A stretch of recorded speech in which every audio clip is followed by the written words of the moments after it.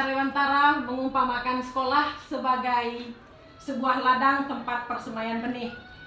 Agar bibit bisa berkembang secara maksimal, para petani dapat memperbaiki kondisi tanah dan memelihara bibit untuk menanamnya dengan cara memberi pupuk dan air. Juga membasmi ulat-ulat, jamur-jamur yang mengganggu hidup bibit tanaman dan sebagainya. Dari uraian tersebut dapat kita pahami bahwa sekolah diibaratkan sebagai tanah tempat bercocok tanam, sehingga guru harus mengusahakan sekolah jadi lingkungan yang menyenangkan, menjaga dan melindungi murid-murid dari hal-hal yang tidak baik. Dengan demikian, karakter murid tumbuh dengan baik sesuai dengan profil pelajar Pancasila. Salah satu cara yang dilakukan guru dalam membantu siswa agar tumbuh maksimal mempunyai karakter profil pelajar Pancasila itu adalah dengan membangun budaya positif yang berpihak pada murid. Membangun keyakinan atau visi sekolah yang menumbuhkan dan mengembangkan budaya positif. Dalam mewujudkan budaya positif perlu adanya disiplin positif.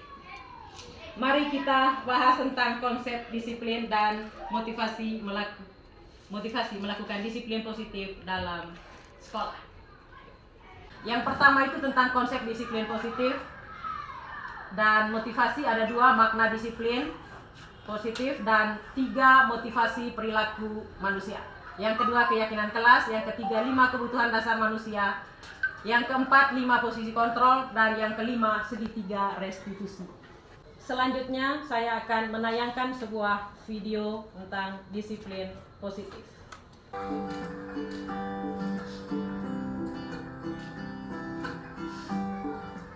Memiliki anak yang dapat mengontrol diri dengan baik dan bertanggung jawab adalah impian kita semua. Disiplin positif adalah salah satu metode yang bisa dipakai untuk mewujudkannya. Inti dari disiplin positif di lingkup pendidikan adalah pendekatan untuk mendidik dan membina peserta didik yang bertumpu pada upaya membangun pemikiran dan perilaku positif, di mana dalam pelaksanaannya ada kebebasan dan aturan yang disepakati. Saat berdialog dengan para pendidik, hampir seluruhnya punya kesamaan. Pernah mengalami terlambat ke sekolah, tidak mengerjakan PR, bolos, berkelahi, dan berperilaku tidak tepat lainnya. Akibatnya, mereka mendapat hukuman seperti membersihkan ruangan kelas, lari keliling lapangan, dipukul, dicubit telinganya, dipermalukan, dan lain sebagainya. Pengalaman tersebut kemudian tanpa disadari diterapkan kembali pada anak didiknya. Kemudian hal ini akan terus berulang, diwariskan dari generasi ke generasi. Hukuman pada umumnya menyebabkan rasa sakit secara fisik, emosional, atau bahkan keduanya. Istilah corporal punishment meliputi hukuman fisik dan non-fisik yang bertujuan menyakiti atau menimbulkan rasa tidak nyaman. Contoh hukuman fisik: memukul, menampar, dan menendang. Sedangkan hukuman non-fisik diantaranya meremehkan, menghina, atau mengancam. Apakah setiap perilaku anak yang tidak tepat harus selalu direspon dengan hukuman? Disinilah pentingnya bagi kita memahami tahap perkembangan anak agar dapat merespon perilaku mereka dengan tepat. Setiap anak memiliki kecepatan pertumbuhan yang berbeda-beda. Sangat penting bagi pendidik untuk memahami dengan baik konsep tumbuh kembang anak agar dapat memegangnya sebagai prinsip dasar proses mendidik. Anak usia balita biasanya senang berlarian. Sementara anak usia sekolah dasar cenderung lebih mempercayai guru dan teman-temannya. Kemudian anak SMP yang ada di masa pubertas senang mencoba hal baru dan sedang mengembangkan identitasnya. Apa yang dilihat dan didengar secara terus-menerus akan menjadi keyakinan bagi mereka dan sekaligus membentuk ekspresi serta perilakunya. Lalu, bagaimana mengatasi konflik ketika perilaku anak tidak sesuai dengan harapan orang dewasa? Konsekuensi logis di dalam disiplin positiflah jawabannya. Konsekuensi logis adalah konsep paling dasar dalam logika. Dalam pendidikan, konsekuensi logis fokus pada solusi. Anak akan diajari mentaati aturan atas dasar kesadaran dan tanggung jawab. Anak juga mendapat penjelasan mengenai konsekuensi tindakan dan empati. Ada 2 syarat kondisi dan 4 prinsip dalam penerapan konsekuensi logis. 2 syarat kondisinya yaitu membangun koneksi sebelum mengoreksi perilaku dan selalu bertanya, bukan menasehati. Kemudian 4 prinsipnya adalah 1. Beralasan, 2. Berkaitan, 3. Menghargai, 4. Membantu. Dengan arahan konsekuensi logis ini, pendidik tetap harus secara konsisten memberi dukungan yang positif kepada peserta didik. Merasakan pujian dan cinta dari orang lain seperti guru, orang tua, dan teman-teman membuat anak terdorong untuk berperilaku baik dan positif. Kalimat seperti, "Saya telah melihat kerja kerasmu. Saya percaya bahwa kamu dapat melakukan yang lebih baik ke depannya." Semangat seperti itu tentu akan sangat berarti bagi mereka. Beberapa hal yang perlu diperhatikan saat memberikan dorongan positif diantaranya, mata dan nada suara kita sangat penting dalam menyampaikan pesan. Hindari membandingkan anak. Fokuslah pada kekuatan dan perilaku positif mereka. Dan ajaklah anak untuk melihat kesalahan sebagai salah satu proses belajar. Beberapa prinsip dasar dapat digunakan dalam pelaksanaan disiplin positif sehari-hari. Di antaranya yaitu, pastikan kita selalu mendengarkan sebelum memberikan pendapat atau keputusan. Bedakan antara perilaku dengan kepribadian anak. Kembangkan rasa saling menghargai. Jangan sungkan memberikan dorongan atau pujian. Dan pastinya, gunakan konsekuensi logis dalam mengatasi perilaku anak. Semua upaya yang kita lakukan bertujuan untuk membuat lingkungan berkembang dan belajar yang inklusif, aman, dan nyaman bagi anak. Situasi kondusif diharapkan dapat mendorong mereka mencapai prestasi yang setinggi-tingginya. Pendekatan disiplin positif sejauh ini telah menjadi metode yang mendukung agar anak dapat bertumbuh sesuai dengan potensinya dan membuat mereka dengan penuh kesadaran mengerti makna tanggung jawab atas pilihannya.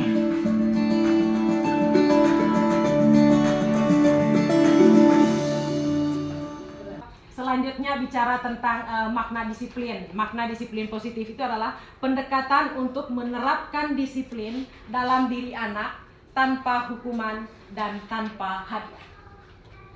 Kemudian masih bagian dari disiplin positif dan motivasi. Ada 3 motivasi perilaku manusia yang menurut Diane Gosen dalam bukunya Restructuring School Discipline menyatakan ada 3 alasan motivasi perilaku manusia.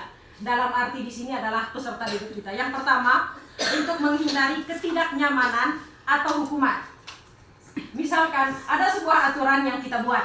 Jadi mereka itu misalnya harus datang sekolah tepat waktu. Jika tidak, maka kamu akan diberi hukuman.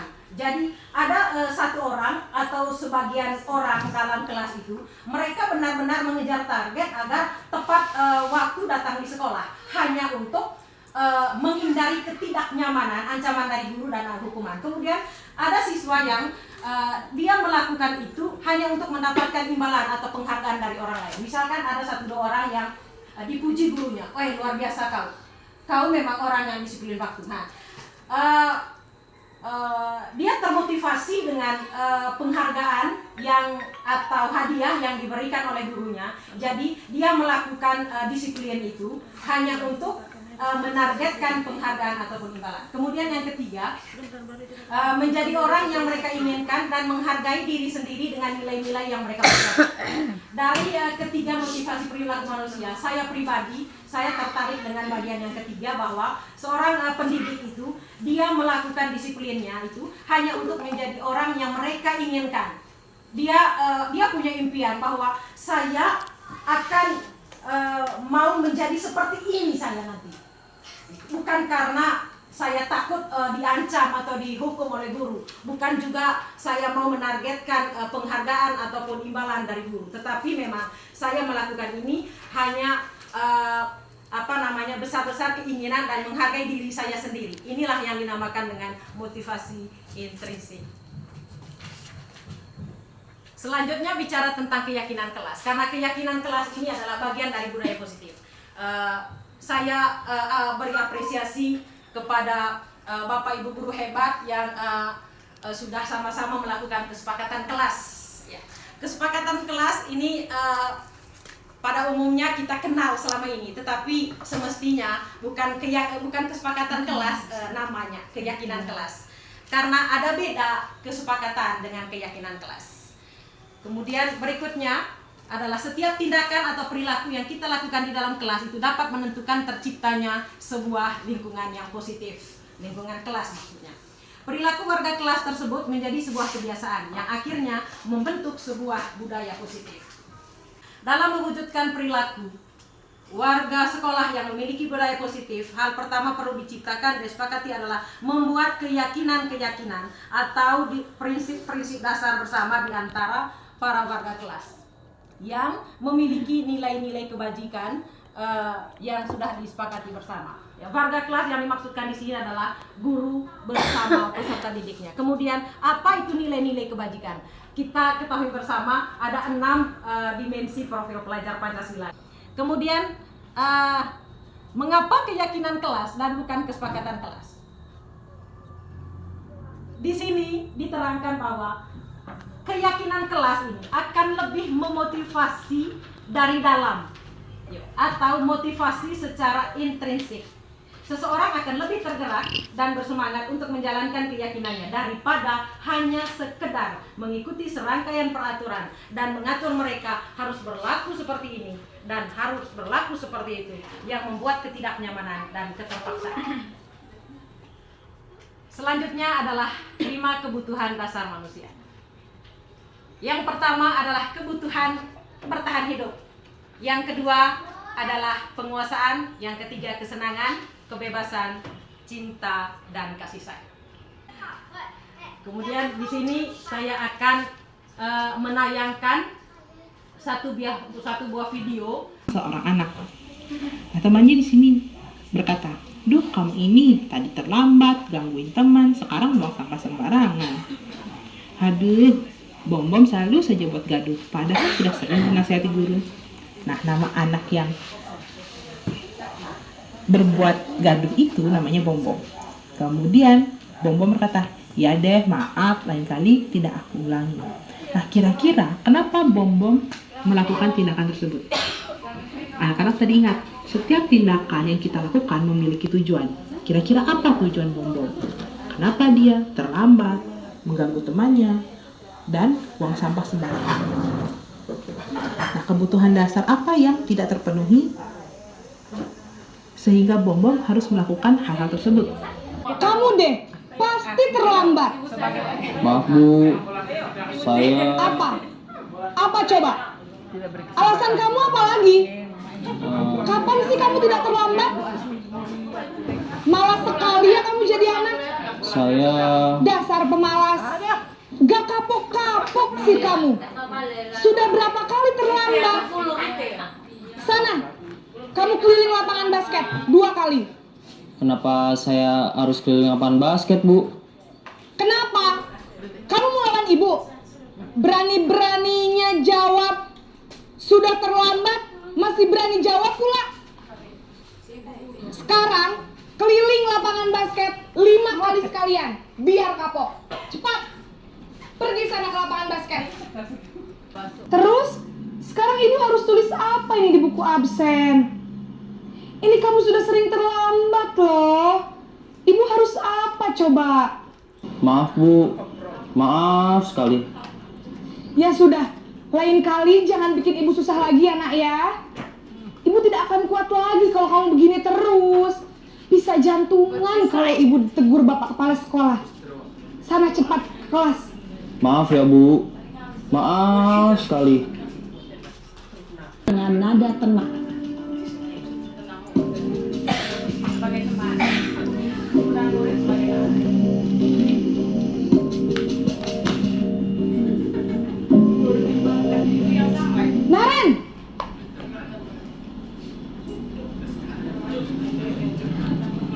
pagi, Bu.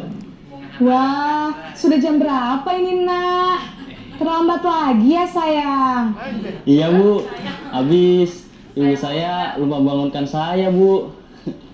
Kamu malah menyalahkan ibu kamu. Kamu bukannya anak yang larinya paling kencang. Kok terlambat sih?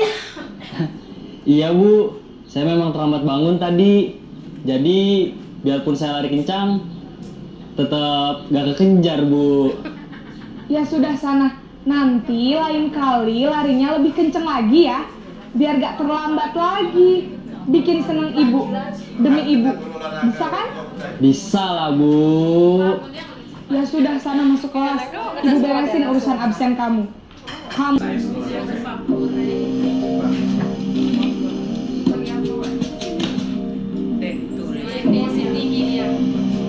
Naren!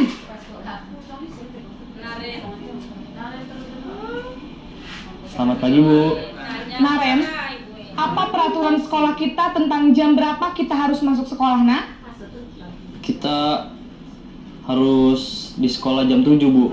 Iya, betul. Sekarang sudah jam 7.20. Naren sudah tahu konsekuensinya jika terlambat hadir. Paham, Bu. Saya harus tinggal kelas pas jam istirahat selama 20 menit. Iya, benar. Konsekuensinya demikian. Jadi nanti jam 9.30 pas istirahat, kamu harus tinggal di kelas, kerjakan tugas tambahan untuk ketertinggalan kamu, ya? Baik, Bu.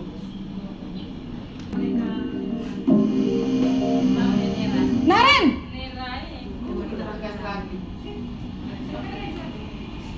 Selamat pagi, Bu. Selamat pagi, Naren. Maaf, Bu. Saya terlambat. Iya, sekolah masuknya jam 7, sekarang sudah jam 7.20. Jadi sekarang bagaimana ini, Naren? Maaf, Bu. Saya lupa setel alarm saya semalam. Baiklah, menurut kamu, keyakinan sekolah yang mana yang perlu kamu tingkatkan? Menghargai diri sendiri dan orang lain mungkin ya, Bu. Mengajar Setuju. 3 tahun. Jadi, apakah Naren meyakini prinsip saling menghormati tersebut? Iya, Bu. Saya meyakininya. 3 tahun. Apakah Naren bersedia memperbaiki masalah keterlambatan ini? Bersedia, Bu. Bagaimana kamu akan perbaiki masalah keterlambatan ini? Saya akan coba untuk tidak lupa menyetel alarm saya, Bu. Baik, kalau Naren lupa menyetel alarm di rumah, ada orang yang kira-kira bisa bantu mengingatkan tidak? Ada, Bu. Kakak saya, Kak Ema. Ada lagi selain Kak Emma? Selain Kak Ema, ada ibu saya. Baik, jadi yang mengingatkan Naren adalah Kak Emma dan ibu kamu ya? Kira-kira akan mulai setel alarm kapan nih, Naren? Setelah pulang sekolah, akan segera saya lakukan. Baik, jadi Naren akan setel alarm untuk bangun besok pagi dan akan diingatkan oleh kakak dan ibunda Naren ya. Ada lagi yang mungkin perlu dilakukan, Naren? Agar tidak terlambat bangun lagi. Tidak ada, Bu. Baik, Naren. Terima kasih untuk kerjasama kamu. Sekarang kamu perlu kembali ke kelas untuk belajar. Baik. Siang untuk kita semua. Siang. Ibu. Pertama, kembali kami mengucapkan terima kasih kepada Ibu Oni yang dengan sukarela dan senang hati mensosialisasikan materi diseminasi penerapan budaya positif. Kelihatannya ditujukan kepada anak-anak, tetapi sesungguhnya juga untuk kita semua. Apakah kita mampu untuk menerapkan budaya positif yang kita canangkan untuk anak-anak? Kembali kita juga refleksikan diri. Walaupun itu ditujukan kepada guru penggerak, tapi sebenarnya itu untuk kita semua. Karena ujung-ujungnya mereka nanti diberikan tunjangan sertifikasi atau TPI. Jadi atas nama pimpinan kepala sekolah, terima kasih untuk waktu dan kesempatannya.